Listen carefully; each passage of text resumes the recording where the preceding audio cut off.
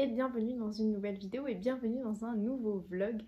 Des bisous de Auguste endormi, ça donne ça.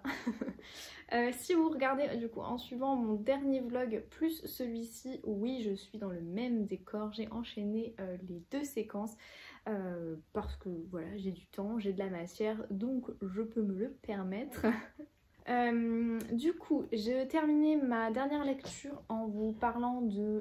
Voilà, donc Auguste a décidé de changer de spot de sieste. Il est sur ma chaise de bureau. Dans mon dernier vlog, du coup, je vous disais que j'avais terminé le Inga Vesper, Un destin sauvage, si sauvage. J'ai débuté en début de semaine, mais vraiment cette semaine, j'ai pas du tout le temps de lire. Enfin, c'est une catastrophe. La semaine est passée à une vitesse incroyable. Aujourd'hui, on est vendredi 28 juillet et terrible quoi. Donc j'ai débuté en début de semaine pardon, Le Joug de Marion Gilbert qui est un service presse, donc c'est du collaboration commerciale, partenariat non rémunéré, livre offert par la maison d'édition donc L'Apprenti, qui est une jeune, enfin jeune je ne sais pas, mais qui est une maison d'édition étudiante bordelaise. Donc en gros ce sont des personnes du master édition qui donc publie des ouvrages. C'est de la réédition, donc je vous mets le lien de leur site internet si vous voulez regarder en barre d'infos si ça vous intéresse. Donc moi il m'avait proposé voilà, de m'offrir un roman. Il m'avait donc proposé de m'offrir un roman pour pouvoir découvrir leur catalogue et donc j'avais choisi celui-ci, Le Joug donc de Marion Gilbert, qui est un roman, donc une réédition d'une œuvre des années 30, voilà, 1925. C'est en 1925 qu'elle publie son œuvre majeure, Le Joug. Donc ce roman a été donc initialement publié en 1925 et ça se ressent, je trouve, dans l'écriture. Au niveau du pitch, on suit deux sœurs. Au tout début du roman, leur mère donc va décéder. On est dans les années 1800. J'ai pas trop la date, mais je crois que c'est 1800 parce qu'en fait elles reçoivent une lettre de suite. Dans les années 1800 et quelques, je sais plus trop, enfin vraiment quand je vous dis que mon niveau de concentration cette semaine a été proche de zéro, ben voilà. J'ai lu 60 pages sur 260, donc il me reste 200 pages à lire. Et au niveau du pitch, donc on suit deux jeunes femmes. Leur mère va décéder, on est en Normandie, on est dans une sorte de ferme. Et si vous voulez, la mère reçoit des lettres, elle est sur son lit de mort et elle reçoit des lettres.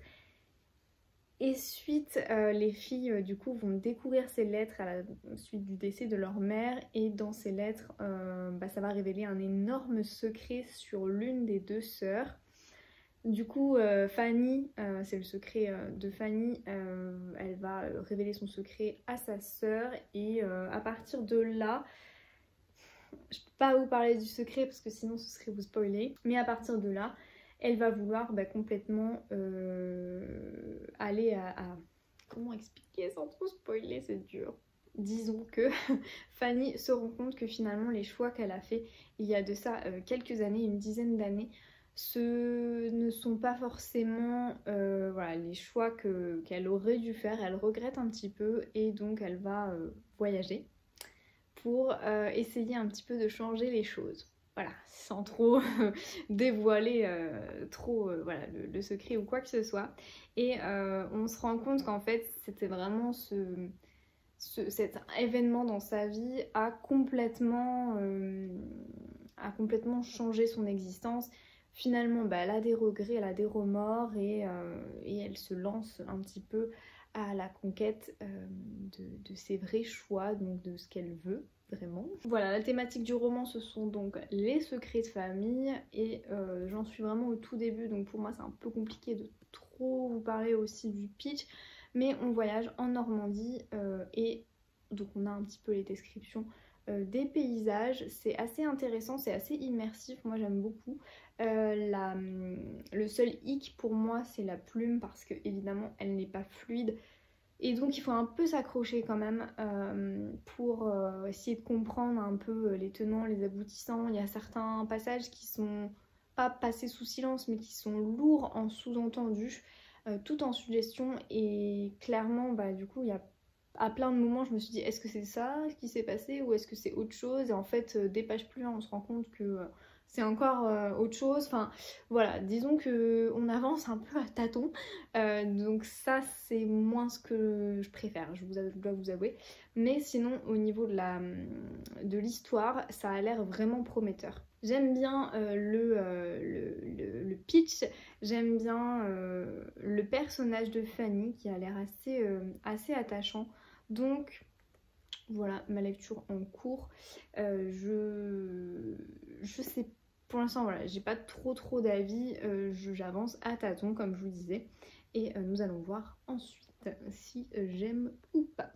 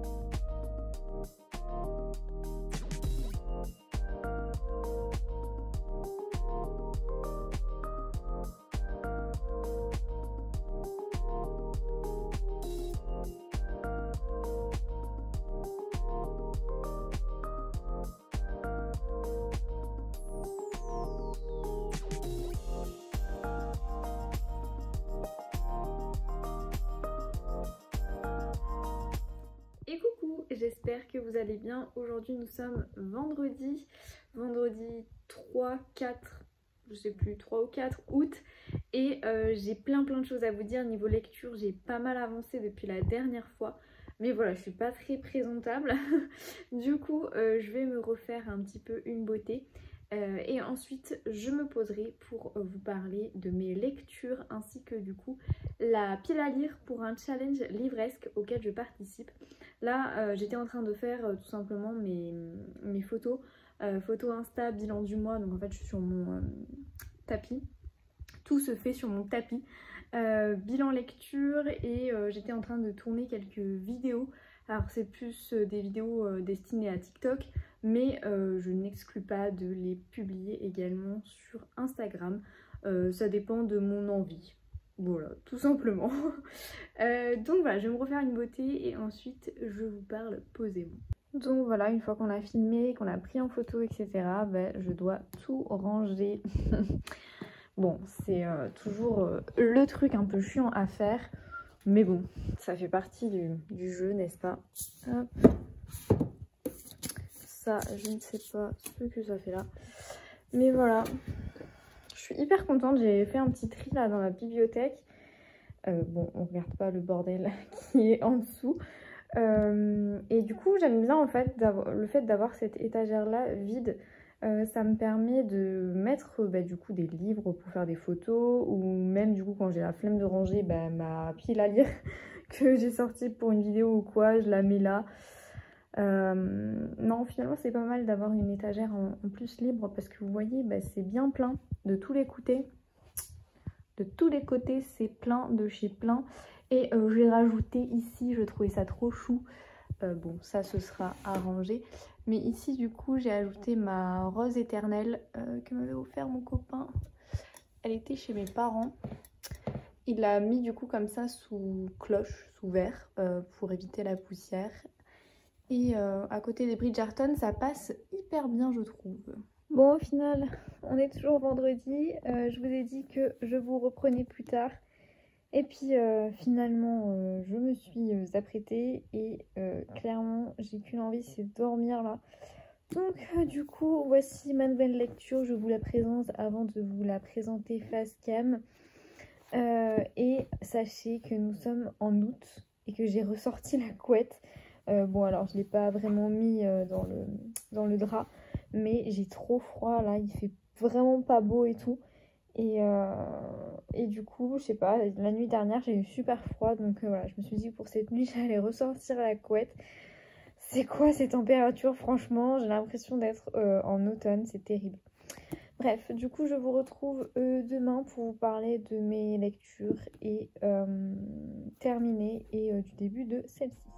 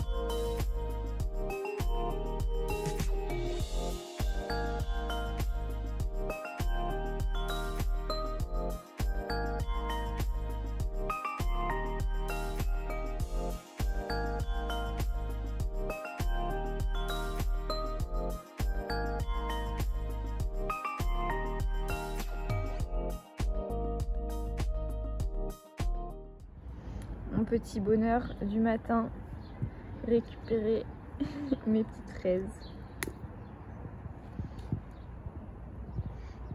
Il n'y en a pas beaucoup, mais ça pousse tranquillement. Et rebonjour, je vous reprends du coup pour mon fameux update lecture. Nous sommes aujourd'hui dimanche comparé à ce que je vous ai dit sur le plan précédent, c'était donc vendredi. Et franchement j'ai pas trop eu la foi de vous prendre comme ça face cam. Je suis un peu fatiguée en ce moment, ça tire vraiment vivement les vacances, il me reste une semaine avant les vacances et je le sens, je le sens vraiment passer, c'est terrible. Donc bref, j'ai beaucoup de choses à vous dire, j'ai terminé pas mal de lectures, j'ai une pile, j'ai vraiment une pile de livres assez impressionnante, alors franchement c'est terrible. Voici. Alors ça c'est ma lecture en cours et ça c'est les romans que j'ai terminés. Donc nous allons nous organiser dans l'ordre. C'est vrai que j'ai pas mal lu finalement, quand je ne vous prends pas, ça me laisse aussi du temps de lecture, etc. Et ces derniers temps j'ai eu besoin de lire, besoin de me changer les idées, je sais pas ce qui s'est passé mais voilà, j'ai eu une envie de lecture absolument dingue. Donc, fin juillet, on reprend. J'ai lu Le Joug de Marion Gilbert. Je crois que ça, c'était ma lecture en cours dans ma précédente séquence. Et je vous disais que j'aimais pas trop, je crois. Et en fait, finalement, je l'ai dégommé. J'ai beaucoup apprécié ma lecture. On est en fait au niveau de l'ambiance, on est un peu sur une ambiance Jane Austen, Persuasion, en particulier Persuasion de Jane Austen. Mais version française, on est dans les plaines de Normandie et on suit en fait deux sœurs qui sont vieilles filles. On est au niveau de la période historique, c'est jamais vraiment mentionné, mais il me semble qu'on est fin 19e, début 20e. Et tout part d'une lettre, donc comme vous le voyez ici sur la couverture, tout part d'une fameuse lettre qui cache un lourd secret. Parmi donc les deux sœurs, on a Fanny qui est l'aînée et ce secret donc touche en particulier Fanny. En fait finalement ce secret va être vraiment un poids, une sorte de boulet que les deux sœurs vont se traîner un peu tout au long de leur vie, parce que du coup on a des flashbacks, enfin pas vraiment des flashbacks mais on a des avancées sur leur vie tout au long de l'histoire. Et Le Joug aussi, on va comprendre de quoi il s'agit, pourquoi il y a cette histoire de manipulation qui rentre en compte, et mais ça va même au-delà de la manipulation. On a finalement les conventions sociales qui dictent la conduite de Fanny, qui dictent la conduite de sa sœur. Il y a une histoire d'amour à l'intérieur de ce roman, c'est ça que j'ai beaucoup apprécié aussi. C'est pas juste deux sœurs qui vivent très simplement dans les plaines de Normandie, qui vont avoir donc ce fameux, il y a ce fameux secret, qui vont avoir une incidence sur leur vie, sur leur comportement et plus tard sur leur futur choix de vie. C'est pas juste ça, il y a aussi une histoire d'amour avec notamment l'instituteur, entre Fanny et l'instituteur, Et vous allez découvrir un petit peu, si vous le lisez, voilà, si vous intéresse, on va découvrir un petit peu comment se créer finalement, on va intervenir dans leur choix de vie à toutes les deux. Et en fait, elles deux, c'est un peu un seul et même personnage. Il y en a une qui prend l'ascendant sur l'autre, donc la seconde en fait prend l'ascendant sur Fanny. Alors je sais plus comment elle s'appelle la deuxième, j'ai un gros trou de mémoire, Berthe. Voilà, c'est ça. Berthe, la seconde finalement a un tempérament plutôt autoritaire et va dicter la conduite de Fanny. Donc en soi, cela peut se rapprocher du joug, mais vous allez voir qu'il n'y a pas que ça, il y a les conventions sociales aussi. C'est une autre époque, c'est différent. J'ai beaucoup apprécié franchement ma lecture. Je l'ai trouvé très original. Enfin, en fait, vraiment, ce livre, pour moi, mériterait beaucoup plus de visibilité parce qu'on est clairement sur une ambiance à la persuasion de Jane Austen. Je vous assure que c'est ça. Et en gros, j'avais pas trop apprécié. C'est un peu contradictoire ce que je suis en train de dire, mais c'est vrai que j'avais pas trop apprécié Persuasion du coup de Austen. Mais en fait, j'ai adoré ce roman-là parce que ça reprend tous les codes de persuasion que j'ai appréciés. Le roman dans l'ensemble, Persuasion, ce que j'ai vraiment pas apprécié, je pense que c'est la plume.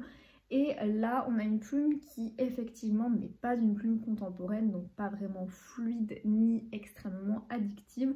Mais par contre, on a un peu ce côté...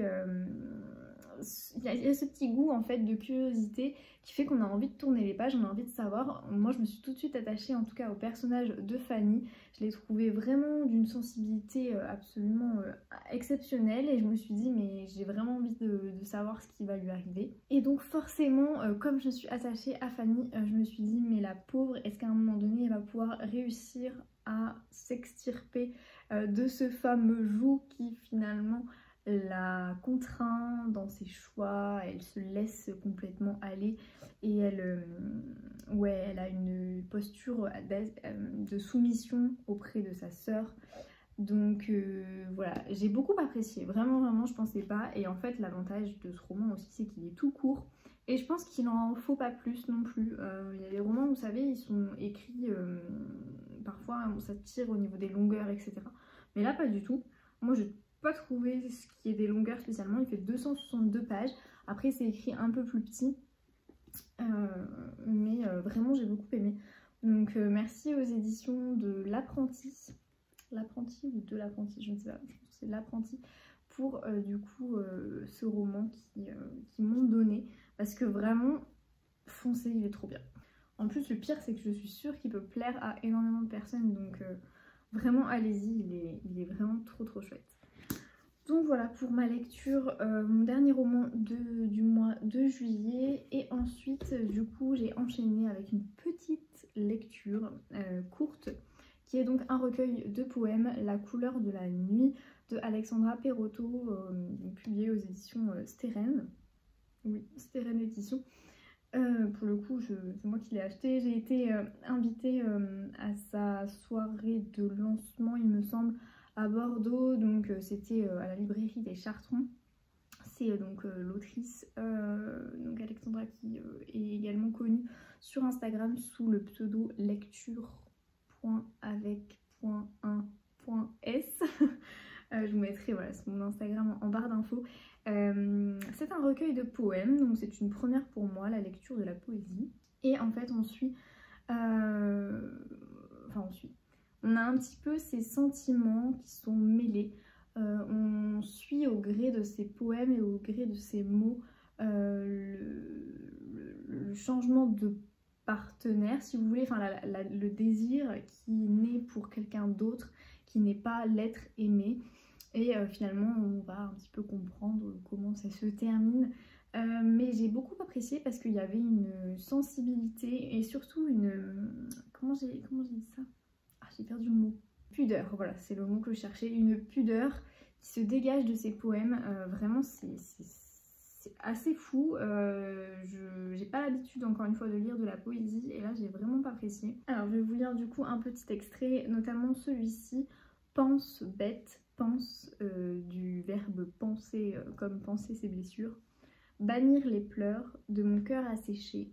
Craindre tous les maux, mais sans résistance oser auprès de toi d'essayer d'avoir l'arme. Alors je dois avoir une diction absolument terrible, j'en suis navrée. Mais la diction et moi, c'est pas... enfin, la plus grande diction, ce n'est absolument pas... Celui-là, je le trouve vraiment beau aussi. J'ai pas fini ma phrase. La diction, c'est pas terrible chez moi. Alors, le poème qui s'intitule Comble. Pleine de moi, peur de toi. Pleine de toi, peur de moi. C'est, voilà, relativement simple. Après, il y a des poèmes qui sont voilà, plus ou moins longs. Hein. Il y a des poèmes qui sont un peu plus longs que celui-ci. Mais je trouve que les mots sont... L'assemblage de mots est vraiment sublime. On a comme ça, au gré des mots, on comprend un petit peu les sentiments qu'a ressenti du coup Alexandra, parce que je pense que c'est un récit qui est vraiment très personnel, très intimiste, très intime, pardon, et donc du coup, on comprend un petit peu ce qui a pu se passer. Mais vraiment, superbe découverte, j'ai beaucoup apprécié, ça m'a coupé un petit peu des romans et ça fait du bien de temps en temps je trouve. Voilà, de mes entrailles jaillirait alors le sang et la fumée d'un incendie qui n'a pas de flamme. Voilà, ça vous donne un petit peu le ton. Et ce que j'apprécie aussi, c'est le travail éditorial de ce bouquin. Déjà, je le trouve absolument sublime. Est-ce qu'on peut... On a des poèmes qui sont dans le sombre et on comprend un petit peu pourquoi, etc. C'est par partie, donc là on a par exemple Bravé, c'est tout noir. En fait on joue hein, vraiment sur le monochrome quoi. Et on a plusieurs parties, alors est-ce que je peux... Et vraiment après cette couleur rose poudrée un petit peu qui est magnifique. Donc au niveau des parties, on a... Enfin c'est pas vraiment des parties, c'est des tableaux ils appellent ça. Rencontrer, désirer, souffrir, gronder, braver, fuir, résister, se rendre, sacrifier, renaître. J'écris parce que tu as changé la couleur de la nuit. Je trouve ça trop beau. Et voilà, on a ce niveau de la charte graphique, le travail éditorial, je vous jure, est sublime. Donc c'est très bien fait. Donc voilà, après je saurais pas trop vous le décrire plus que ça parce que j'ai pas l'habitude de lire de la poésie, donc si ça se trouve mon avis est pas voilà, parfait, mais j'ai vraiment apprécié voilà, la pudeur, les émotions qui se sont dégagées. Ça m'a touchée à certains moments, je sais pas, j'ai ressenti pas mal d'émotions, donc écoutez ma foi, superbe découverte. C'était du coup ma dernière lecture du mois de juillet. Ensuite, j'ai lu il y a très peu de temps, je vais enlever le marque-page, Danser encore de Julie de Lestrange, publié du coup aux éditions du livre de poche. C'est un court roman, pourquoi est-ce que je me le suis mis comme ça un peu, c'était pas prévu dans mon planning de lecture, vraiment pas, mais je me suis dit que j'allais le sortir. Et j'ai vraiment bien fait parce que c'est une pépite. Je vais pas parler de coup de cœur parce que je sais pas, j'ai préféré la sensibilité du premier tome, donc c'est un deuxième tome. Le premier c'est Hier encore, c'était l'été. En fait on est sur des histoires de vie tout simplement. On suit la vie d'une bande d'amis, en gros on a Alexandre, Marco, Sophie et Anouk. Donc Alexandre et Anouk sont frères et sœurs. Marco et Sophie sont cousins-cousines et en fait on les suit tout au long de leur vie. Dans le premier tome ils avaient la vingtaine, enfin c'était la deuxième moitié de leur vingtaine, donc ils approchaient de la trentaine. Là on est sur leur trentaine et il me semble que dans le troisième tome on fait encore un bond, alors je ne sais pas de combien de temps, 10 ans je crois. Mais voilà, en gros au niveau un petit peu du résumé, et en fait c'est tout simplement la vie basique, enfin simple, celle que tout le monde connaît, avec des hauts, avec des bas, avec des peurs, avec des appréhensions, avec des joies, mais aussi des peines, des deuils. Il se passe toujours énormément de choses, et ce que j'ai apprécié dans ce deuxième tome, c'est que l'autrice aborde certains sujets avec une justesse qui est assez dingue. On a notamment à un moment donné la question des réfugiés qui est abordée. Alors si vous le lisez, vous découvrirez de quelle manière. Mais je trouve que ça en fait une autrice assez engagée.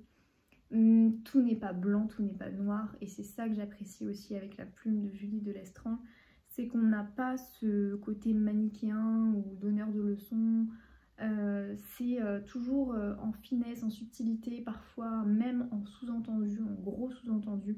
Et du coup c'est trop bien. On s'attache tout de suite aux personnages. Alors là dans le deuxième tome, les 3 personnages principaux, enfin ouais, pour moi on a quand même 3 personnages principaux, c'est Marco, Alexandre, Sophie. On suit quand même un petit peu Anouk, mais pour moi de manière un peu secondaire, ce qui est... et on suit également, j'ai oublié de le préciser, le père d'Alexandre et d'Anouk, qui s'appelle Claude.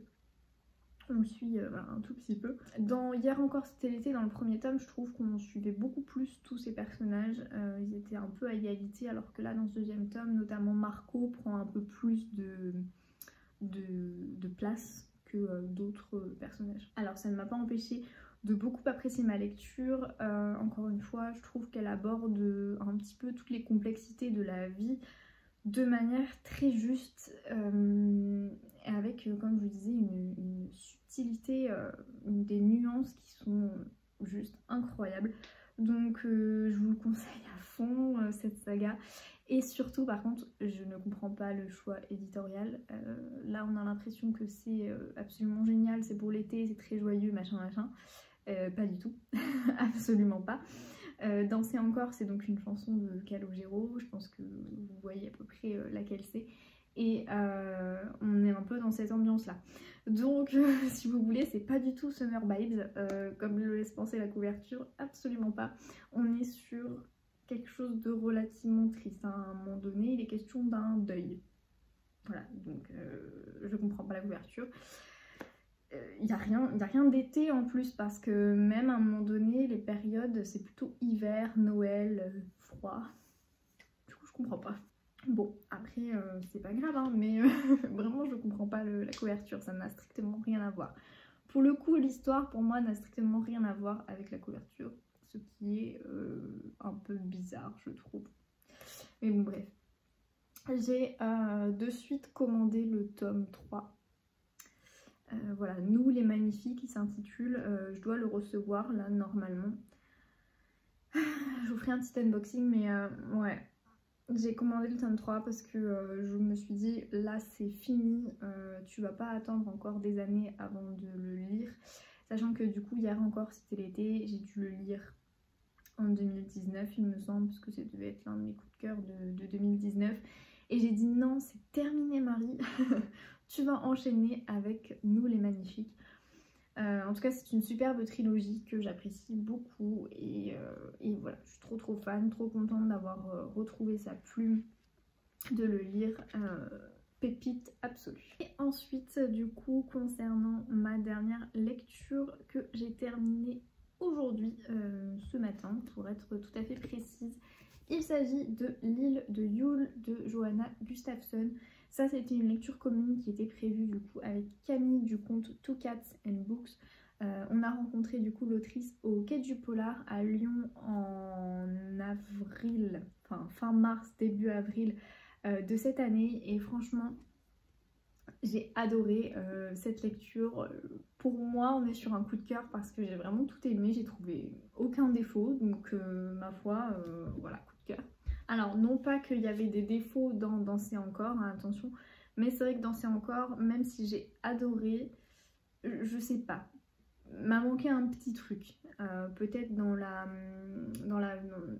fluidité entre les différents personnages, enfin au niveau du récit, il m'a manqué un petit peu quelque chose, alors que là, waouh, tout était dingue. On enchaîne les rebondissements, on est en Suède de nos jours il me semble, et en fait 2021 je crois, 2021, ouais il me semble qu'on est en 2021, et on suit si vous voulez Emma, qui est une personne qui va devoir, elle est experte en art, et elle va devoir procéder en fait à l'inventaire des biens d'une riche famille suédoise. On est du coup sur une île au large de Stockholm, une petite île où il n'y a pas beaucoup d'habitants, tout le monde se connaît, etc. Elle va débarquer dans ce manoir, et en fait elle a un emploi du temps très précis. pour pouvoir faire du coup l'inventaire de la collection en fait des objets des Gusman, ils s'appellent la famille. Et donc déjà de base il y a une ambiance un peu comme ça bizarre parce qu'elle arrive et elle a cet emploi du temps, il faut qu'elle fasse telle pièce pendant tant de temps, etc. Et de suite en fait au bout de 50 pages je crois, on a un rebondissement qui intervient et qui change un petit peu la donne. Alors on n'est pas sur quelque chose de complètement renversant à la Jérôme Loubry, mais par contre on a voilà, cette petite révélation qui fait quand même pas mal changer notre vision des choses. Et on est vraiment plongé sans trop vous en dire parce que je pense que c'est un roman, il faut pas trop en parler au niveau de l'histoire, mais on est plongé au cœur des mythes et des légendes vikings. Les Suédoises sont fortement inspirées des mythes et légendes vikings, notamment vous voyez avec cette couronne de fleurs. On a une jeune fille aussi qui a été découverte très rapidement, on le sait, elle a été découverte morte aux abords de ce manoir et dès le début on sait qu'en fait il y a déjà eu un meurtre. Ça c'est vraiment je crois le prologue, le tout début, on sait qu'il y a eu un meurtre sur cette fameuse île, meurtre qui a été surnommé le meurtre de la pendue, où en fait il y a une jeune fille qui a été retrouvée pendue à un arbre à côté dans la propriété, il me semble d'ailleurs, des Gusman. Et bim, on est en 2021, donc le premier meurtre a eu lieu en 2012, 9 ans après, oui c'est ça, 9 ans après on a du coup un deuxième meurtre et on se dit est-ce que ça a un rapport? On se doute que oui évidemment, mais comme je vous dis, il y a un petit rebondissement qui intervient et on se dit waouh, ça change complètement la donne. Et voilà, on est dans cette ambiance très glaciale, la couverture parle d'elle-même au niveau de la temporalité. On est après Noël, on est le jour où est retrouvée la seconde fille, c'est le 29 décembre, donc voilà, on est en plein hiver complètement. Et l'immersion est complètement réussie, l'ambiance est glaçante, tout en étant un petit peu doudou, je sais pas comment expliquer ça. Mais j'ai beaucoup apprécié parce qu'on suit toute une ribambelle de personnages et comme je vous dis, il y a des rebondissements, mais alors jusqu'à la fin en fait on a des rebondissements et jusqu'à la fin on se dit mais waouh, c'est pas possible. On a voilà ce côté hyper addictif dans la lecture. Je l'ai dégommé, hein, je l'ai lu en 3 jours je crois, alors qu'il fait 328 pages. Et la plume hyper fluide, la lecture hyper addictive, les rebondissements, ça s'enchaîne à fond. Mais c'est pas, on tombe jamais dans le too much. Et donc rien que pour ça, pépite. Et donc rien que pour ça, incroyable lecture. J'ai tout aimé. C'est rebondissement en pagaille, l'ambiance, les personnages. En même temps, comme je vous disais, cette ambiance un peu doudou parce qu'en fait on retrouve Emma au café de Lille. Le café qui est tenu par une jeune patronne avec qui d'ailleurs elle se lie d'amitié au début. Et vous allez voir un petit peu comment ça évolue. Donc on suit voilà, toute une ribambelle de personnages. On suit également on a le point de vue de Karl qui est l'inspecteur de police. On a le point de vue d'Emma et on a le point de vue d'une troisième personne qui s'appelle Victoria, si je ne me trompe pas. Oui c'est ça, Victoria. Et en fait on se pose tout un tas de questions parce qu'on se dit mais d'où elle vient? Vraisemblablement elle travaillerait au manoir Gusman. Mais vous allez voir, en fait la lecture au fil des pages on se pose énormément de questions, on remet tout en question, tout le temps. On se pose des questions et on remet tout en question, tout est logique. Bref, une lecture voilà, qui vous fait réfléchir, où on se dit que les apparences sont forcément trompeuses, à tort ou à raison. Au fil de la lecture en fait notre opinion évolue et waouh, le final est assez fou, c'est hyper bien travaillé au niveau de l'intrigue je trouve. On a ce côté angoissant des thrillers, surtout vers la fin. Voilà, coup de cœur, hein. Qu'est-ce que vous voulez que je vous dise d'autre? Coup de cœur, c'était trop bien, j'ai trop aimé, j'avais pas envie de lâcher mon livre, je lisais tout le temps. Donc je pense que c'est un petit peu représentatif on va dire. Donc voilà pour ma lecture terminée et je pense que mon colis est arrivé donc je vais aller le chercher. je vous reprends du coup 5 minutes à peine après.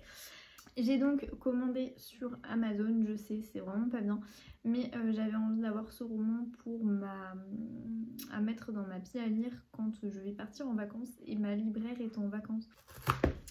Alors, et donc il s'agit, sans surprise, oh il est beaucoup plus épais que ce que je pensais, le tome 3 du coup de cette saga. Hier encore c'était l'été, c'est le premier tome, là j'ai le deuxième et donc le troisième qui est un peu plus épais. Ouais, bon, si un petit peu plus quand même.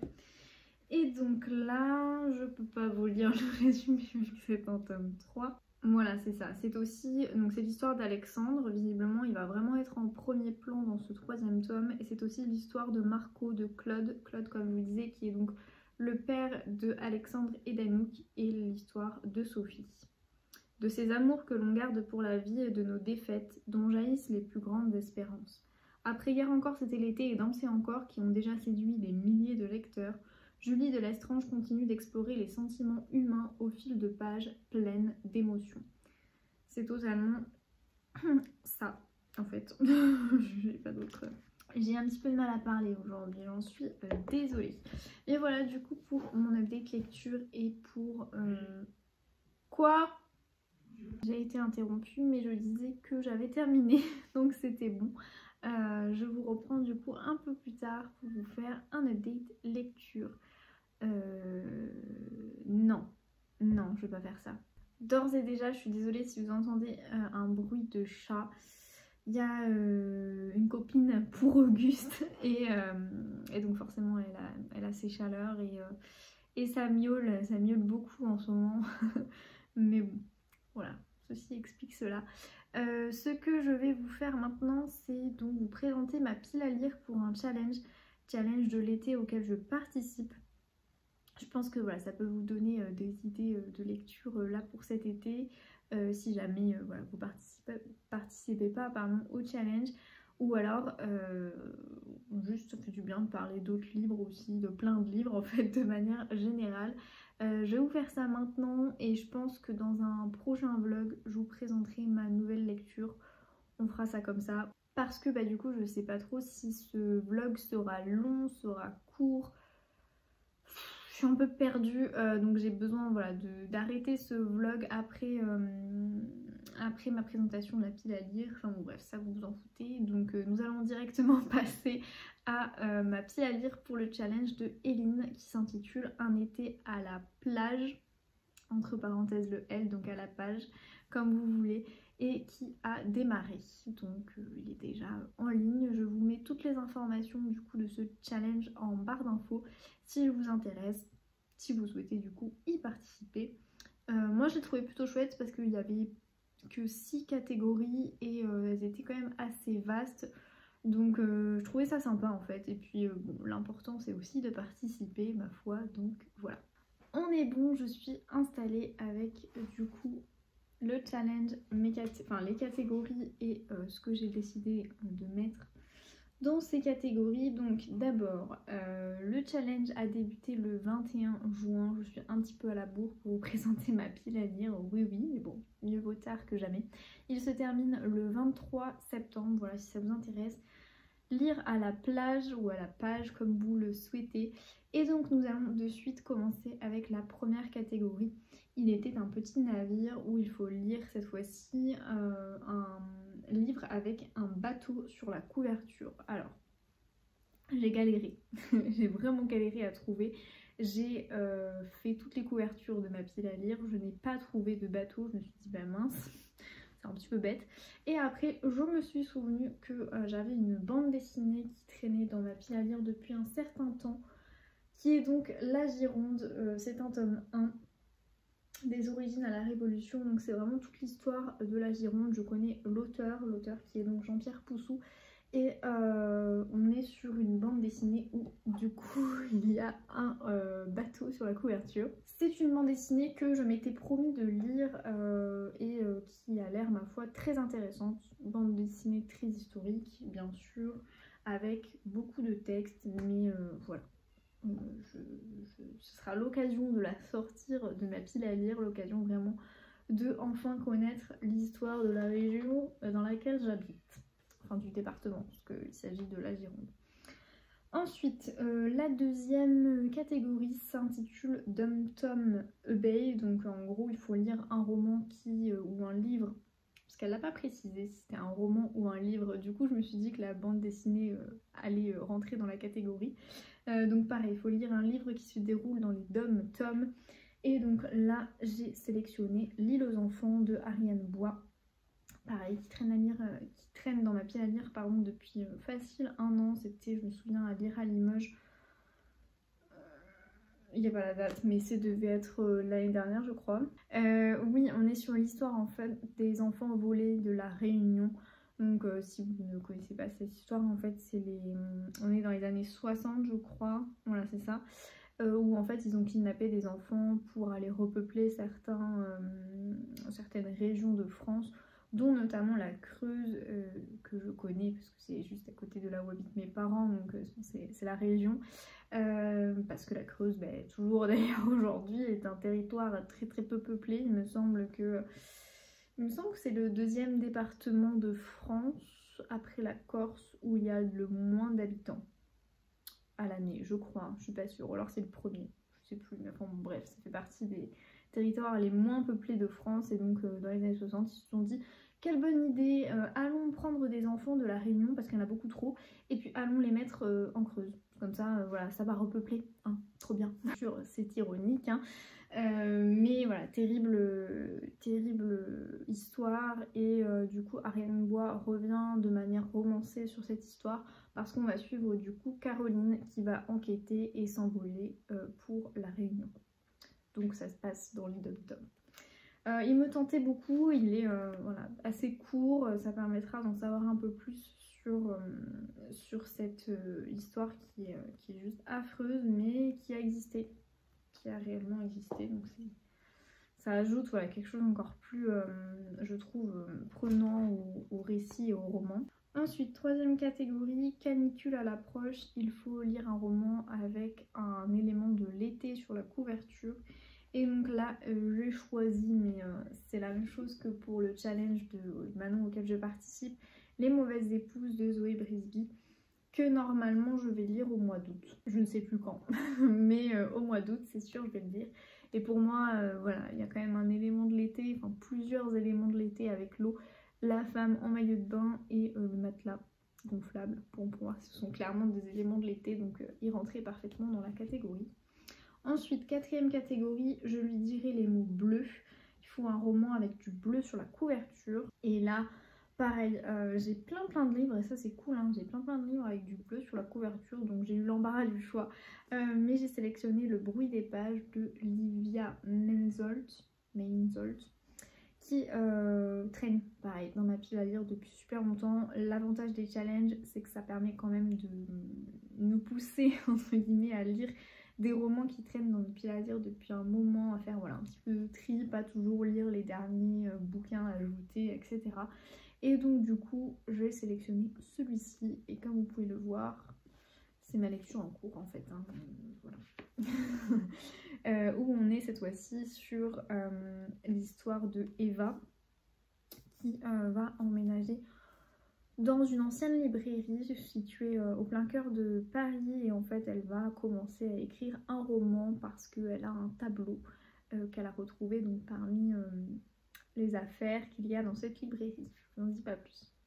La 5e catégorie s'intitule Le grand plongeon, donc il faut lire un roman avec des vêtements légers, des bikinis, etc. sur la couverture, et ça tombait parfaitement bien parce que celui-ci je veux trop le lire au mois d'août aussi. Il s'agit des Sirènes de Malibu, je sais pas comment on dit, de la célèbre autrice Taylor Jenkins Reid,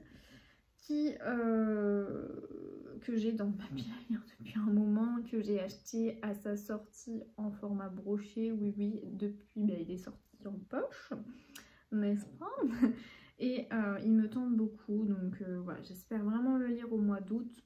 J'espère que il est prenant, en tout cas, il n'y a que des bons avis sur ce roman, donc ma foi j'ai trop hâte. Et ça signera aussi la découverte de la plume de l'autrice. Normalement, je veux pas trop m'avancer, mais normalement je devrais apprécier vu mes goûts de lectrice et vu ce que tout le monde en dit. Je pense que je devrais aimer. Et ensuite, dernière catégorie, histoire de se rafraîchir. Donc en fait il faut lire un thriller. Alors je pense que L'île de Yule rentrait dans cette catégorie, mais bon, je me suis dit on va prendre un autre thriller que je suis censée lire au mois d'août. J'avais prévu, on a prévu une petite lecture commune. Il s'agit du Gibier de Nicolas Lebel. Pareil, il traîne dans ma pile à lire depuis, enfin dans ma bibliothèque, souvent c'est même plus une pile à lire. Il traîne je pense depuis pareil Limoges, 1 an et demi du coup. Voilà, et il faut vraiment que je le lise, que je débute. Alors c'est une trilogie, une saga, je ne sais pas trop. Je sais qu'il y a 3 tomes qui sont sortis et voilà, je l'ai acheté, donc ma foi, il faut que je le lise, il faut que je franchisse le pas, n'est-ce pas? Donc voilà, pour ma pile à lire, il n'y a que 6 catégories et donc je trouve ça plutôt chouette parce que ça contraint pas trop entre guillemets, même si bon, de toute façon les challenges de manière générale ça ne nous contraint pas, on le fait par plaisir, n'est-ce pas? Mais voilà, je trouve ça plutôt intéressant d'avoir peu de catégories pour l'été, sachant que certains ont des rythmes de lecture assez fluctuants. Moi personnellement, c'est pendant l'été où j'ai tendance à lire davantage. Après, encore une fois, c'est par période et si ça se trouve, je vous dis ça maintenant et en fait, à la fin du mois, j'aurais lu que 3 bouquins. Donc bon, voilà, c'est très aléatoire chez moi. Mais en général, en règle générale, j'ai tendance quand même à beaucoup lire l'été parce que je suis en vacances, parce que j'ai le temps, parce que je suis détendue. Je ne sais pas quelles sont les raisons. J'ai du temps, je pense que c'est surtout ça. Donc bon, ça peut être un super challenge en tout cas pour l'été s'il vous intéresse. Moi du coup je vais clôturer ce vlog maintenant. J'espère qu'il vous a plu malgré la taille. Je vous retrouve du coup bientôt pour un nouveau vlog ou une nouvelle vidéo.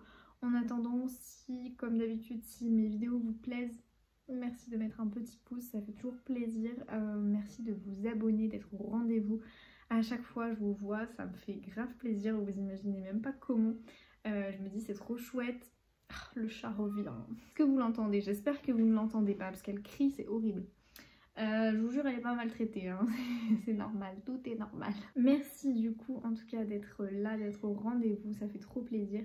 Et puis moi je vous retrouve du coup bientôt dans une prochaine vidéo. En attendant, j'espère que vous allez faire de belles lectures et que cette vidéo vous aura inspiré, que ce soit en termes d'idées lecture ou pas, ou juste détendu ou inspiré pour pouvoir lire davantage, que sais-je. Prenez tout ce que vous avez à prendre de cette vidéo. Et voilà, bon, cette fois-ci maintenant je vous laisse, je vous fais plein de bisous et je vous dis à bientôt. Ciao!